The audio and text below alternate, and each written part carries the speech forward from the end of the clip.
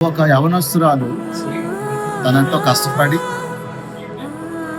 కొంత ధనాన్ని సమకూర్చుకొని చక్కగా మరి తన ఆసక్తిని ఒక పరిశుద్ధ గ్రంథాన్ని నేను సంపాదించుకోవాలనే ఒక దృక్పథాన్ని కలిగి డబ్బులు సమకూర్చిన విధానం, ఆ పరిశుద్ధ గ్రంథం కొరకు చాలా కిలోమీటర్ల దూరం ప్రయాణం చేసి వెళ్ళి ఆ పరిశుద్ధ గ్రంథాన్ని తను సొంతం చేసుకున్న విధానాన్ని చూస్తే చాలా అది ఆశ్చర్యకరంగా ఉంది. ఈనాడు మరి యవనస్తులు తల్లిదండ్రులు డబ్బులు ఇస్తే అనేకమైన వాటికి ఖర్చు పెట్టి, అనవసరమైన వాటికి ఖర్చు పెట్టి, సెల్ ఫోన్లని, సినిమాలని, మరి పబ్బులని, క్లబ్బులని ఆ ధనాన్ని పాడు చేస్తూ వారి ఆరోగ్యాన్ని కూడా పాడు చేసుకున్న పరిస్థితులు మనం చూస్తున్నాం. కానీ మేరీ జోన్స్ అనే ఒక యవనస్తురాలు దేవుని యొక్క వాక్యం తన జీవితానికి ఎంత అవసరమో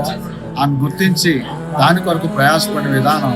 చాలా చక్కగా ఆకర్షించింది. కాబట్టి ఈనాడు యవనస్తులు అనేక మంది మేరీ జోన్స్ వలె దేవుని యొక్క వాక్యం, దేవుని యొక్క